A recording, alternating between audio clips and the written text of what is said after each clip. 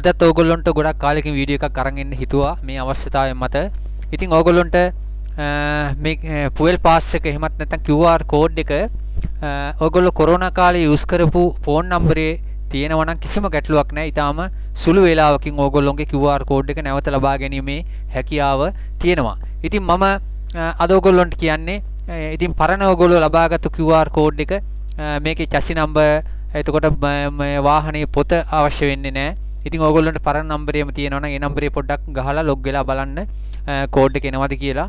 මම ඕගොල්ලොන්ට කියන්න මුලින්ම ඕගොල්ලෝ National Fuel Pass කියන මේ රජයේ වෙබ්සයිට් එකට යන්න ඕනේ. මම ඒ link එක පල්ලෙහින් දාලා තියන්නම්.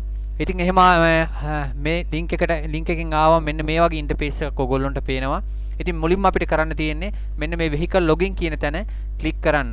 ඊට පස්සේ ඕගොල්ලෝට මතක නම් ඕගොල්ලෝගේ දුන්නු නම්බර් එක මෙතන ගහලා බලන්න. අමතක නම් නම්බර් 2 3ක් වගේ තියෙනවා නම් ඕගොල්ලෝ නම්බර් 2 3ම ගහලා බලන්න. ඕගොල්ලන්ට අනිවාර්යයෙන්ම OTP එකක් එනවා. ඒ OTP එක આવොත් කිසිම ගැටලුවක් නැහැ. ඕගොල්ලෝ QR code එක ඩවුන්ලෝඩ් කර ගැනීමේ හැකියාව තියෙනවා. මම ඕගොල්ලන්ට මගේ නම්බර් එක ගහලා OTP එක අරන් පෙන්නන්නම්. මගේ නම්බර් එක මම මෙතන ටයිප් කරගන්නවා.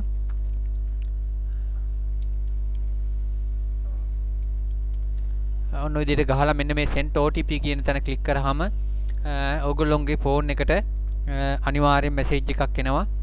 OTP එකක්. ඔන්න මගේ ෆෝන් එකට 19 ආවා. මම ඒ OTP එක මෙන්න මෙතන ටයිප් කරගන්නවා. 62යි මින්වයි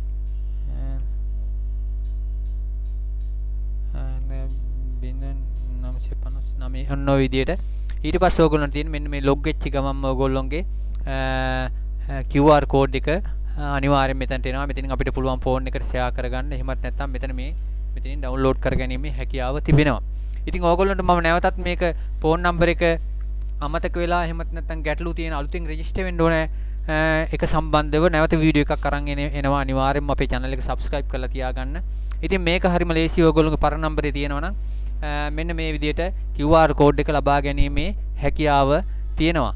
ඉතින් නැවතත් මම වීඩියෝ එකක් අරන් එන්නම්. නැවත අලුතෙන් අපි මේ QR code රෙජිස්ටර් ලබා ගන්න විදිය සම්බන්ධව දැනට මම ඔයගොල්ලෝගෙන් සමු ගන්නවා. ඔයගොල්ලෝ හැමදෙනාටම සුබ දවසක් කියලා ප්‍රාර්ථනා කරනවා.